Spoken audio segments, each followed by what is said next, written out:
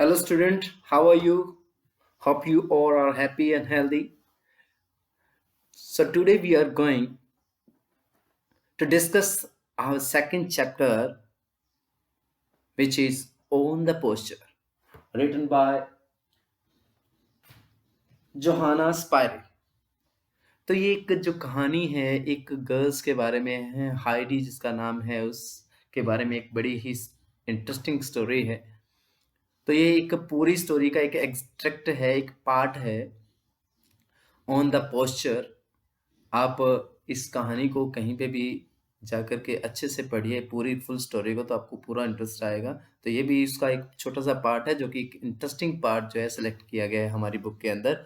तो गाइज जो 7th class की इंग्लिश का टॉपिक है हमारा सेकंड चैप्टर, जिसका लेसन का नेम है ऑन द पोस्चर। पोस्चर का मीन होता है गाइज मिडो, ग्रासलैंड। तो let's start discuss about a glimpse that is given in this lesson. How would you feel if you are locked up inside a room and never allowed to go outside? This is a story of a young orphan girl, Heidi, who is brought to her grandfather's house in the hills. Let's read the story and know how she feels and what she does there. तो guys, आपको जैसा कि अभी lockdown चल रहा है, starting में अभी तो थोड़ी फ्रीडम है। स्टार्टिंग में बहुत ज़्यादा हमें सलाह दी गई थी कि घर में रहें, बाहर ना निकलें। तो we feel very bore inside the rooms. तो ये भी एक ऐसी ही लड़की की कहानी है जिससे कि ऑब्लाइज्ड किया जाता है, कंपेल्ड किया जाता है घर में रहने के लिए, अकेले रहने के लिए। तो आपको भी अभी फील होता होगा कि कैसे हमें घर में रहना एक कैद खाने की तरह लगता है। अंदर रहना, हमें बाहर, घर से बाहर ना जाने दिया जाए तो किस प्रकार से। How would you feel if you are locked up? अगर आपको लॉक्ड अप कर दिया जाता है, कमरे के अंदर आपको बंद कर दिया जाता है किसी के द्वारा और आपको बाहर जाने की अनुमति नहीं होती, तो आप कैसा महसूस करेंगे? This is a story of a young orphan girl. Orphan means होता है गाइस जिसके पेरेंट्स नहीं होते, अनाथ। एक अनाथ छोटी लड़की की कहानी है ये, हाइडी, जिसका नेम है Heidi, who is brought to her grandfather's house, जिसे कि कहाँ लाया जाता है? उसके दादाजी के घर लाया जाता है, इन द हिल्स, जो कहाँ रहते हैं? पहाड़ियों में रहते हैं। Let's read the story and know how she feel and what she does there. आइए कहानी को पढ़ते हैं कि वो कैसे महसूस करती है वहां पर रहकर, और वो वहां करती क्या है। Heidi was awaken early next morning by a loud whistle. Heidi को जो है एक विसल के द्वारा अगली सुबह जगाया जाता है। ओपनिंग हर आईज, अपनी आंखों को खोलते हुए, she saw her little bed and hay beside her bathed in golden sunlight. He saw her little bed, उसने अपने छोटे से बेड को देखा, एंड द हे, और जो वो घास फूस, हे मीन्स क्या होता है? सूखी घास। बिसाइड, जो उसके बगल के अंदर घास पड़ी थी उसको, और अपने छोटे से जो बेड लगा हुआ था जिस पे वो सोया करती थी, सोई हुई थी, उसको बाथ करते हुए, नहाते हुए, नह नहाए हुए देखा किसने? इन गोल्डन सनलाइट। कहने का अभिप्राय ये है कि सुबह इतनी हो गई थी कि सूर्य जो है वो चमकने लग गया था और उसकी धूप जो है उसके कमरे के अंदर एंटर कर चुकी थी। फॉर अ शॉर्ट वाइल, कुछ देर के लिए, कुछ क्षण के लिए, she did not know where she was, उसे नहीं पता था कि वो कहाँ है। शी डिड नॉट नो, वह नहीं जानती थी कि वो कहाँ थी। But when she heard her grandfathers deep voice outside, पर जो ही उसने अपने दादाजी की एक गहरी तेज आवाज बाहर सुनी, सी रिकोलेक्ट एवरीथिंग। रिकोलेक्ट मीन्स होता है रिमेंबर। रिकोलेक्ट मीन्स क्या होता है?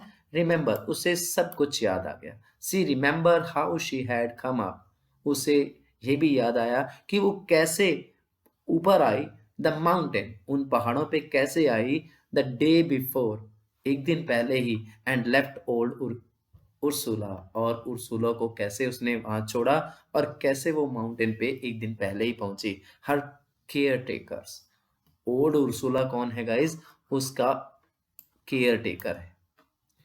Who was always shivering with cold, जो कि हमेशा ठंड से कांपा करता था, and set near the stove all the day, और सारा दिन स्टोव के पास, चूल्हे के पास बैठा रहता था। While Heidi lived with Ursula, जबकि हाइडी जो है उर्सुला के साथ रहती थी। She had always she had always been obliged to remain in the house. उसे हमेशा ही ऑब्लाइज किया जाता, आस्क किया जाता, कहा जाता, अनुपालना करने के लिए कि वो हमेशा घर में रहे। Where the old woman could see her, जहाँ पे ओल्ड वुमन जो है, जो बूढ़ी औरत जो है, उसे देख सके। उर्सुला बीइंग डीफ, उर्सुला क्या था? डीफ था। डीफ होने की वजह से was afraid to let Heidi go outdoor. Ursula जो कि डीफ था, डीफ होने की वजह से वो हाइडी को बाहर जाने से डरता था। And the child had often slugged in the narrow rooms and had longed for run outside. Slugged का मीन होता है guys got upset. Slugged mean क्या होता है? Got upset, उदास रहती। जो छोटी बच्ची थी हाइडी, वो उदास रहती थी। क्यों रहती थी? भाई आपको भी पता है कि अगर हमें किसी कमरे के अंदर बंद कर दिया जाए और बाहर जाने की अनुमति ना दी, तो बच्चों का जो मन होता है बड़ा ही ललचलित रहता है बाहर की चीज़ों को देखने में, खेलने में, कूदने में। तो उसको खेलने कूदने की अनुमति नहीं थी, बाहर जाने की अनुमति नहीं थी, किसी के साथ बातचीत करने की अनुमति नहीं थी। तो उस नैरो रूम के अंदर, उस संकीर्ण कमरे के अंदर वो प्राय उदास रहती। And has longed to, long mean होता है डिजायर, वो तलाश करती, एक इच्छा रखती, रेन आउटसाइड, बाहर दौड़ जाने की हमेशा उसकी चाहत बनी रहती थी। So was therefore she was therefore delighted to find herself in her new home and could hardly wait outside. She was therefore delighted to find herself in her new home and could hardly wait to see the god again.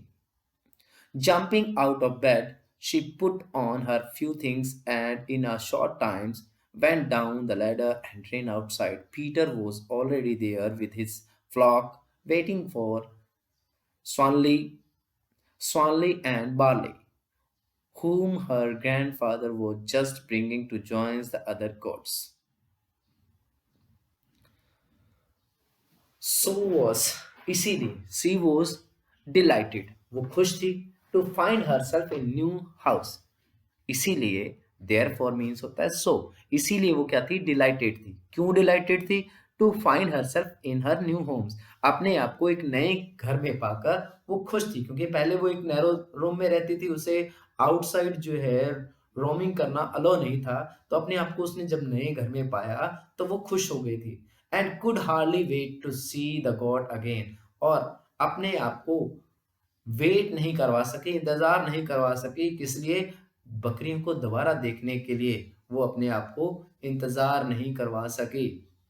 Jumping out of bed, bed से उठते हुए, she put on her few things, उसने अपनी कुछ एक चीजों को इकट्ठा किया। And in a short time, और कुछ ही टाइम में, वेंट डाउन द लेडर, और लेडर सीढ़ी से नीचे आ गई। एंड रन आउटसाइड, और बाहर दौड़कर आ गई। पीटर वॉज ऑलरेडी देयर, तो पीटर एक न्यू पर्सन है, वहां पे एक छोटा बच्चा है जो कि ऑलरेडी वहां था, बाहर था, विद हिज फ्लॉक। फ्लॉक होता है गाइस झुंड, कैटल का जो झुंड होता है उसको क्या बोलते हैं? फ्लॉक बोलते हैं। वेटिंग फॉर स्वांचली एंड बार्ली, किसका वेट कर रहा था? स्वानली और बार्ली का वेट कर रहा था, जो कि उसके दादा ने उसे दूसरी बकरियों को साथ अभी अभी लाकर दी थी। Do you want to go with him to the pasture? Ask grandfather. अब हाइडी से उसके दादाजी पूछते हैं कि क्या हाइडी तुम उसके साथ, यानी कि पीटर के साथ, पोस्चर, पोस्चर मीन्स होता है मीडो, जहाँ पे गायों को, कैटल को, भेड़ बकरियां जो है घास खाने जाती हैं, उसको बोलते हैं पोस्चर। क्या तुम पीटर के साथ पोस्चर में जाना चाहती हो? तो अब देखिए कि जो बच्चा एकदम से लॉक हो, तो उसे बाहर जाने के लिए, कुछ भी करने के लिए कह दिया जाए तो वो यस ही कहेगा। तो same reply will Heidi said yes, cried Heidi clapping her hands. अपने हाथों से तालियां बजाकर जोर से चिल्लाती हुई हाइडी ने कहा, क्यों नहीं, yes. Go now and wash your self first, for the sun will laugh at you if you see how dirty you are. Everything is ready there for you, he added, pointing to a large tub of water that stood in the sun. Heidi did as she was told, and washed and rubbed herself till her cheeks were glowing. In the meanwhile, grandfather called Peter to come into the hut and bring his bag along. The boy followed the old man, who commanded him to open the bag in which he carried his scanty dinner. Grandfather put into the bag a piece of bread and a slice of cheese that were clearly twice as large as those the boy had in his bag himself. गो ना, तो दादा ने कहा जाओ अब, and wash your self पहले, first, तो पहले अपने आप को क्या करो, वॉश कर लो अपने आप को पहले, हाथ मुंह जो है अपने वो धो लो फिर जाना। गो ना, for the sun will laugh at you, क्योंकि सूर्य जो है तुम पर हंसेगा। क्यों हंसेगा? If he sees how dirty you are, अगर वो देखता है, अगर उसे ये पता चलता है कि तुम कितनी गंदी हो, तो वो तुम पे हंसेगा। Everything is ready for there for you, दादाजी कहते हैं कि हर चीज जो भी हमें, जैसे कि वाटर है, टॉवेल है, तो वो सारी शॉप वगैरह है, वो सब कुछ वहां पे तुम्हारे लिए तैयार है। ही एडिड, उसने और जोड़ते हुए कहा, pointed to a large tub of water, उसने एक बड़े से पानी के टब की ओर इशारा करते हुए कहा, दैट स्टूड इन द सन, जो कि स्टूड था, जो कि पड़ा हुआ था, जो रखा गया था कहाँ पर, सूर्य की, जो कि धूप में रखा गया था। Heidi did as she was told, Heidi ने वैसा ही किया जैसा कि उसे बताया गया था। And washed and rubbed herself till her cheeks were glowing, और अपने आप को उसने वॉश किया, और उसके बाद अपने आप को तब तक उसने रब किया, रगड़ा, जब तक कि उसके गाल जो है ग्लो करने नहीं लग गए थे, जब तक कि उसके गाल ग्लो करने लग गए।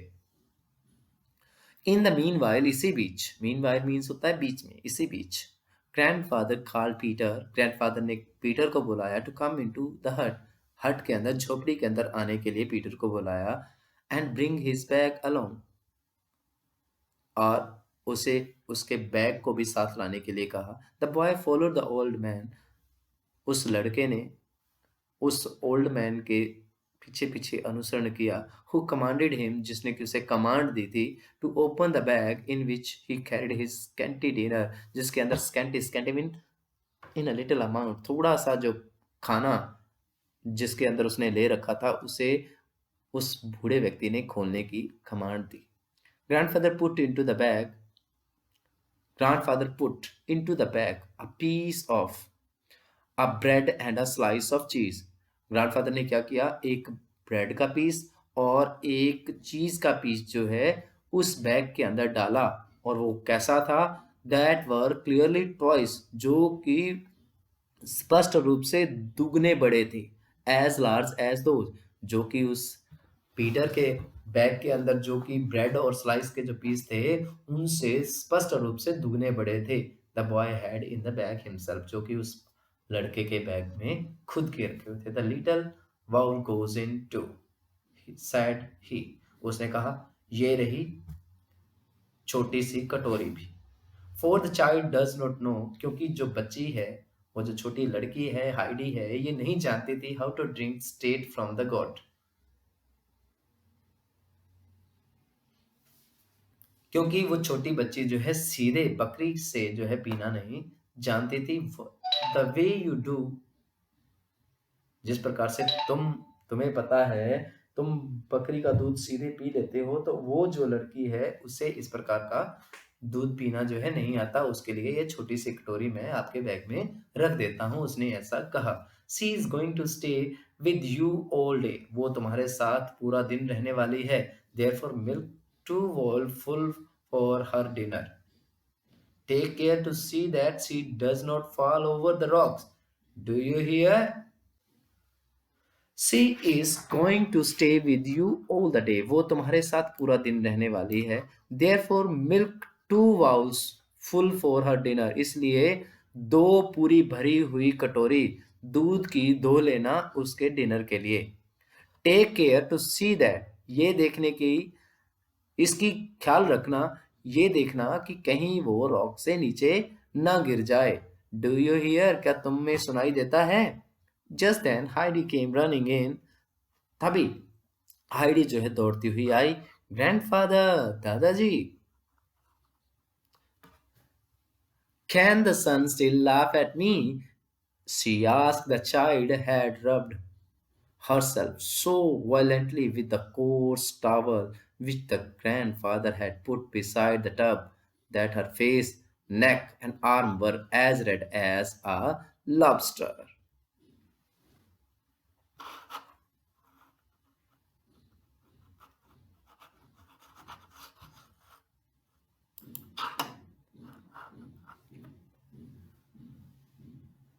Grandfather, can the sun still laugh at me? दादाजी, क्या सूर्य अभी भी मुझ पर हंसेगा? हंस सकता है? सियास उसने पूछा। The child had robbed herself so violently.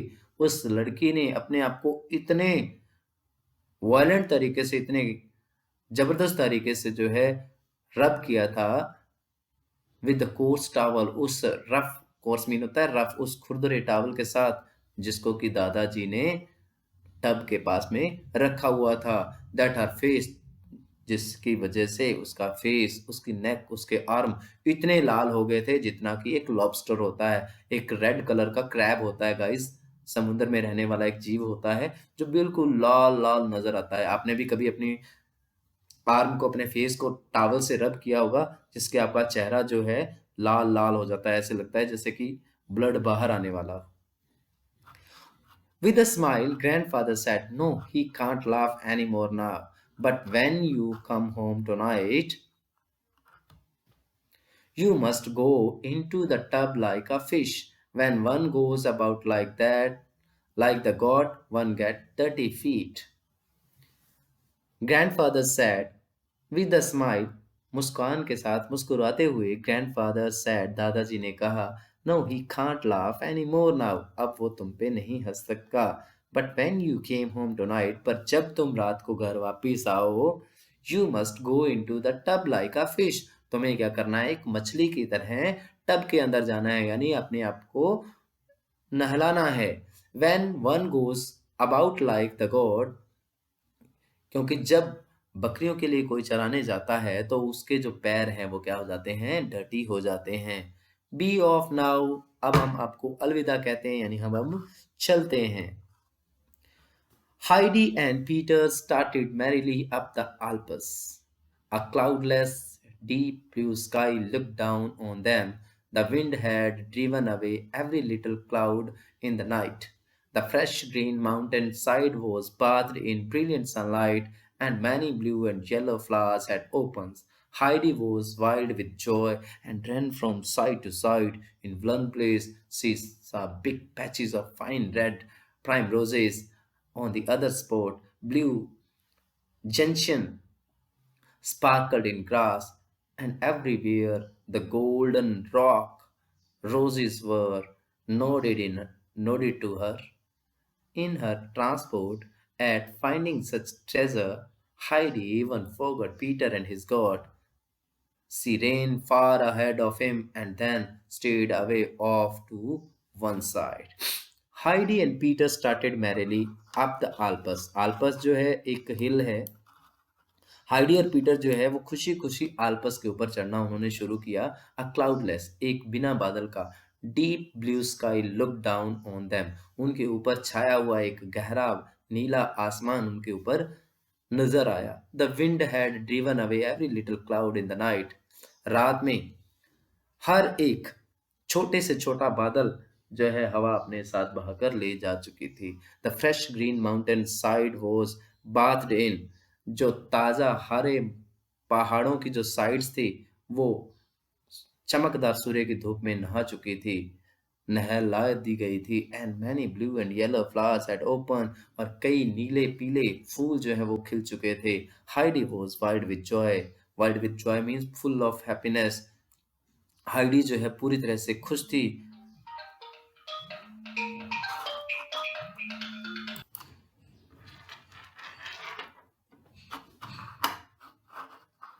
In one place he saw big patches of fine red primrose, एक जगह पर उसने क्या देखे?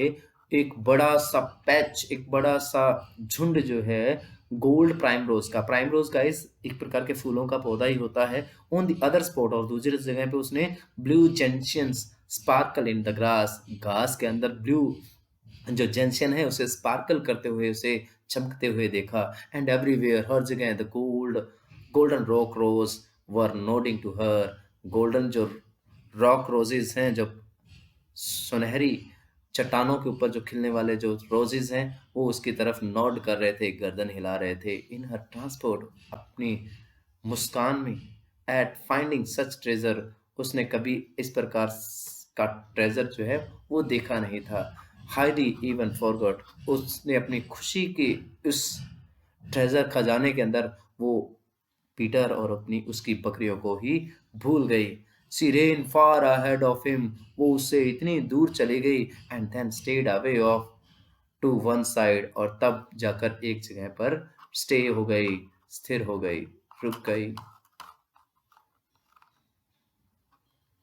The sparking flower tempted her here and there, picking whole bunches of them to take home with her. She put them all in her little apron. The sparkling flower, जो चमकदार फूल जो थे, जो कि उसे यहाँ वहाँ टेम्प्ट कर रहे थे। टेम्प्ट मीन ललचा रहे थे, अपनी ओर अट्रैक्ट कर रहे थे। पिकिंग होल बंचेस, उसने पूरी बंचेस जो शाखाएं थी उनको पिकिंग करते हुए, उठाते हुए, तोड़ते हुए, ताकि वो उन्हें घर ले जा सके। She put them all in her little apron, apron guys जो कपड़े के ऊपर डालते हैं, एक प्रकार का आपने देखा होगा, एक सूट ही होता है एक प्रकार का जो लूज सूट होता है, तो उसने उन सबको अपनी छोटी सी एप्रन में डाल दिया। Peter whose round eyes could only move about slowly had a hard time looking out for her. The goats were even worse, and only by shouting and whistling, especially by swinging his rod, could he drive them together. Peter, whose round eyes could only move about slowly, Peter जिसकी की गोल गोल छोटी छोटी आंखें धीरे धीरे ही move कर सकती थी, had a hard time looking out for her, उसे वो कहीं भी दूर दूर तक दिखाई नहीं दे रही थी। The goat were even worse, और बकरियां उससे भी ज्यादा मुश्किल थी। And only by shouting and whistling, और केवल चिल्लाकर और सीटी बजाकर, और स्पेशली विशेष रूप से वो अपनी जो रॉड थी, अपनी जो छड़ी थी, उसको स्विंग करके उन सबको एक साथ भगा सकता था। Heidi where are you, he called quite angrily. Heidi तुम कहाँ हो, उसने थोड़ा गुस्से होकर बुलाया। Here, it sounded from somewhere Peter could not see her, for she was sitting on the ground behind a little mound, which was covered with fragrant flowers. The whole air was filled with their perfumes, and the child drew it in long breath. Here, यहाँ हूँ, उसकी reply में Heidi के बारे में जब Peter ने पूछा कि तुम कहाँ हो गुस्से से, तो हाइडी ने रिप्लाई दिया कि मैं यहाँ हूँ। It sounded from somewhere, कहीं से आवाज आई, पर पीटर जो है, Peter could not see her, Peter उसे नहीं देख पाया। For she was sitting on the ground behind a little mound, क्योंकि जो हाइडी थी वो एक छोटी सी माउंट, माउंट मीन होती है हिल, एक छोटी सी हिल के पीछे ग्राउंड में बैठी हुई थी। Which was covered with fragrant flower, जो कि फ्रेगनेंट होती है स्मेल, खुशबूनुमा फ्लावरों से जो कि ढकी हुई थी। The whole air was filled with their perfume, पूरा पूरी हवा उनकी महक से भर चुकी थी। And the child drew it in long breath, और बच्चा उसको अपनी गहरी सांसों में खींच रहा था।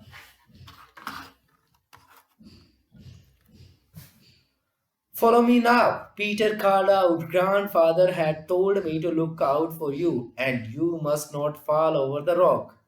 Follow me now, अभी मेरे पास आओ, पीटर ने बुलाया। दादाजी ने मुझे कहा है कि मैं तुम लुक आउट फॉर यू, मैं तुम्हारी देखभाल करूं। And you must not fall over the rocks, कि तुम रॉक से नीचे मत गिर जाना। Where are the goats and asked Heidi without even stirring, बिना अपने आप को स्टायर किए हुए, बिना अपने आप को हिलाए डुलाए हाइडी ने पूछा कि बकरियां कहाँ हैं। Way up there and we still have far to go, if you come quickly we may see the eagle there and hear her strike. Way up there, वो ऊंचे, and we still have far to go, और अभी हमें बहुत दूर जाना है। If you come quickly, अगर तुम जल्दी आओगी हम ईगल को वहां पर देख सकते हैं। और उसकी स्ट्राइक, स्ट्राइक मीन क्या होता है गाइस? स्ट्राइक मीन होता है लाउड शाउट। उसके द्वारा दी गई लाउड जो वॉइस है उसको हम सुन सकते हैं। That tempted Heidi, and she came running to Peter with her apron full of flowers. इस बात ने, जब उसने कहा कि हमने ईगल को देखना और उसकी तीखी आवाज को सुनना है, तो हाइडी जो है उसकी तरफ, पीटर की तरफ दौड़ कर आई, जिसके की एप्रन जो थी वो पूरी तरह फूलों से भरी हुई थी। You have enough now, he declared, if you pick them all today there won't be any left tomorrow. Heidi admitted that she had her apron already full. From then on, she stayed at Peter's side. The god, scenting and pungent herbs, also hurried up without delay. You have enough now. अब तुम्हारे पास बहुत सारे फूल जो हैं वो हो चुके हैं, उसने ये डिक्लेयर किया। फिर उसने उसके बाद कहा कि अगर तुम सभी को आज ही पिक कर लोगी, तोड़ लोगी, तो यहाँ पर कल के लिए बचेंगे नहीं।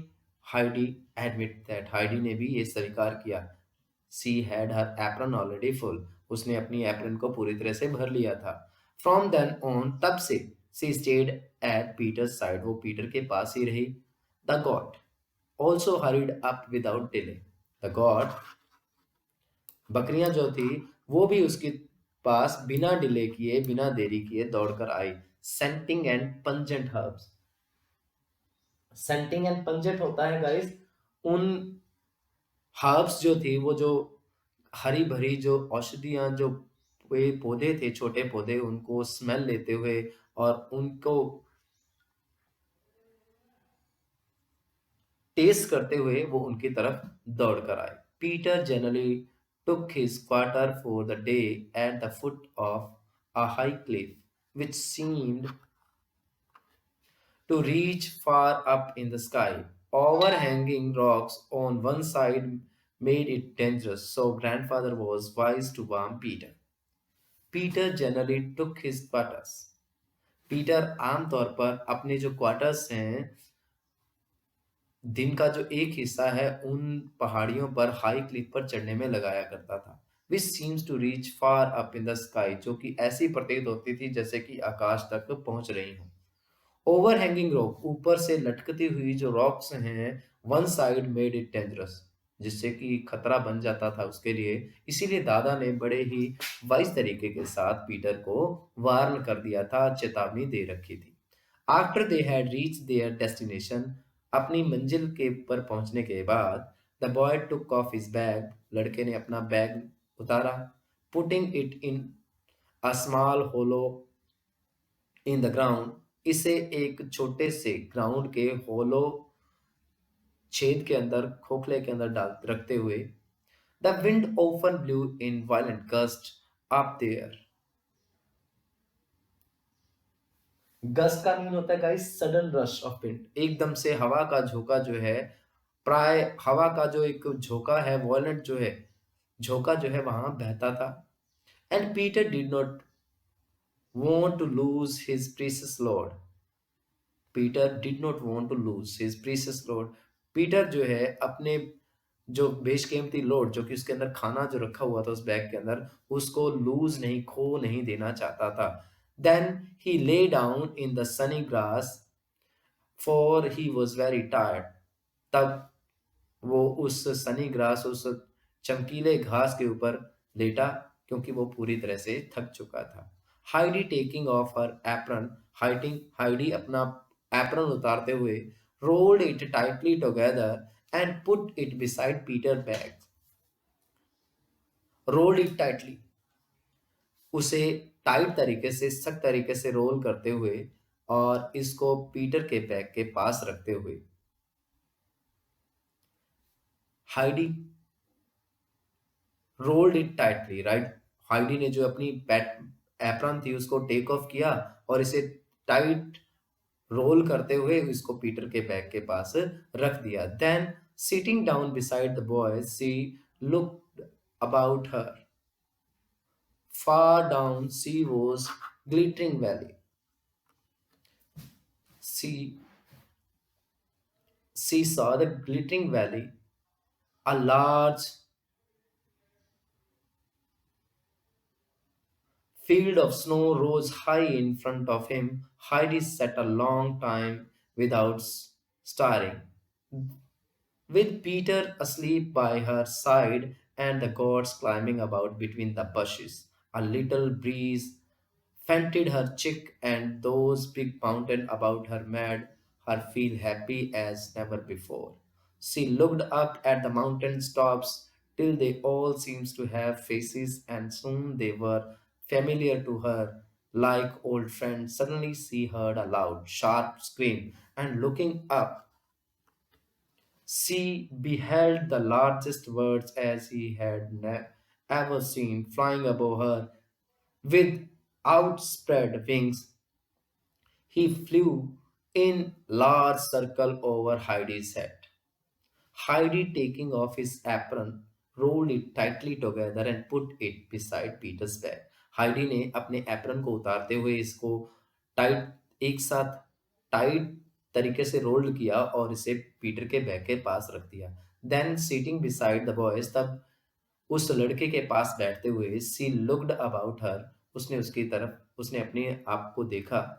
फार डाउन, दूर नीचे, सी वोज सी सा द ग्लिटरिंग वैली, उसने चमकदार वैली घाटी को देखा। A large field of snow rose high in front of him, उसके सामने एक बर्फ का ऊंचा मैदान जो है खड़ा हुआ था। Heidi set a long time without steering, बिना हिले डुले हाइडी लंबे समय तक खड़ी रही। With Peter sleep by her side, और उसके बगल के अंदर पीटर सोया हुआ था। And the gods climbing about between the buses, और बकरियां बशिश के बीच में ऊपर चढ़ रही थी। अ लार्ज ब्रीज फैंड हर चिक, एक लाइट ब्रीज ने, ब्रीज ने एक हल्की सी हवा के झोंके ने उसकी गालों को फैन किया, हिलाया। And those big mountain about her made her feel happy as never before, और उन बड़े बड़े पहाड़ों ने उसे इतना खुश कर दिया जितना कि वो पहले कभी नहीं हुई थी। She looked up the mountains top till they all seems to have faces, and soon they were familiar to her. She looked up at the mountain's top. उसने माउंटेन के शिखर को देखा, तब तक देखा जब तक कि उन्होंने भी अपना चेहरा उसकी तरफ नहीं कर लिया, जैसे कि शीघ्र ही वे उसके चेहरे के साथ फैमिलियर हो गए, जैसे कि वो उसकी पुरानी दोस्त हो, जैसे कि वो उनके पुराने दोस्त हों। Suddenly she heard a loud sharp scream, अचानक उसने एक तेज तीखी चीख सुनी। एंड लुकिंग अप, ऊपर देखते हुए she beheld the large birds, beheld mean होता है सा, उसने एक बड़ा पक्षी देखा। she had ever seen, जिसे उसने कभी नहीं देखा था। flying above her, उसके ऊपर उड़ते हुए। with outspread wings, फैले हुए पंखों के साथ। she flew in large circle over Heidi's head, वो एक बड़े से गोले में हाइडी के सर के ऊपर उड़ रहा था। Wake up, Peter! Heidi called. Look up, Peter, and see the eagle there. Peter उठो, हाइडी कॉल, हाइडी ने बोला। लुक अप पीटर, ऊपर देखो Peter. See the eagle there, वो देखो वहां पर ईगल है, बाज वहां पर है। Peter was wide awake, and then they both watched the bird breathlessly. It rose higher and higher into the skies till it disappeared at last behind the mountain peak. Peter was wide awake. Peter पूरी तरह से जाग गया था। And then they both watched the wild bird breathlessly. तब उन्होंने अपनी सांस रोककर उस पक्षी को देखा। It rose higher and higher into the skies. ये आकाशों में, बादलों में ऊपर उड़ता रहा। जब तक कि ये माउंटेन पीक उस पहाड़ों की चोटियों के पीछे छुप नहीं गया। Where has it gone? Heidi asked. Heidi ने पूछा, ये कहाँ गया? Home to its nest was Peter answer. अपने घर, इसके घोंसले के अंदर, पीटर ने रिप्लाई किया। Who does it really live? Way up there. How wonderful that must be. What But tell me, why does it scream so loud? Heidi asked. Oh, does it really live way up there? अरे, क्या वास्तव में ये इतना ऊंचा रहता है? How wonderful that must be. वो कितना आश्चर्यचकित होगा। पर tell me why does it scream so loud. पर मुझे ये बताओ, ये इतना चिल्लाता, जोर से चिल्लाता क्यों है? हाइडी ने पीटर से पूछा। Because it has to. Peter reply, क्योंकि इसे करना पड़ता है। पीटर ने उत्तर दिया। Oh, let's climb up there and see its nest, pleaded Heidi, but Peter, expressing a decided disapproval in his voice, answered, oh dear, not even God could climbs up there. Grandfather had told me not to let you fall down the rock, so we can't go. Oh, let's climb up there and see its nest. अरे आओ, हम ऊपर चढ़ें और उसका घोंसला देखें। Pleaded Heidi. Heidi ने याचना की, रिक्वेस्ट की। But Peter, expressing a decided disapproval, पर पीटर ने एक डिसाइडेड डिसअप्रूवल, एक कठोर डिसएग्रीमेंट, उसकी आवाज में एक कठोर डिसएग्रीमेंट जो था वो एक्सप्रेस हुआ। एंड आंसर, और उसने रिप्लाई किया, ओ डियर, ओ डियर, अरे डियर, यहाँ तक कि बकरियां भी वहां नहीं चढ़ सकती। और grandfather had told me not to let you fall down the rocks. और दादाजी ने मुझे बताया है कि मैं तुम्हें रॉक से नीचे गिरने मत दूं। So we can't go there, इसलिए हम वहां नहीं जा सकते। Peter now begins to call loudly and to whistle, and soon all God had assembled on the green field. Heidi ran into their midst, for she loved to see them leaping and playing about. Peter, in the meantime, was preparing dinner for Heidi and himself. Peter now begins to call loudly and to whistle. Peter ने अब जोर से आवाज लगानी शुरू की और whistle बजानी शुरू की। एंड सून, और शीघ्र ही सारी की सारी बकरियां वहां पे इकट्ठी उस ग्रीन फील्ड के ऊपर इकट्ठी हो गई। Heidi ran into their midst. Midst means among. Heidi उनके बीच में दौड़कर आ गई। For she loved to see them leaping and playing about, क्योंकि वो उन्हें लीप करते हुए, जंप करते हुए और प्लेइंग करते हुए देखना पसंद करती थी। Peter, in mean time, Peter ने इसी बीच हाइडी और उसका खाना तैयार किया। An extract from Heidi by Johanna Spyri. So guys, ये आपने इसकी एक्सरसाइज को अपने आप सॉल्व करना है। इसके क्वेश्चन आंसर की पीडीएफ आपको सेंड कर दी जाएगी। वीडियो को लाइक करें और चैनल को सब्सक्राइब करें और बार बार इस वीडियो को देखें ताकि आप अच्छे से इस लेसन को अंडरस्टैंड कर पाएं। That's all for today guys, have a nice day.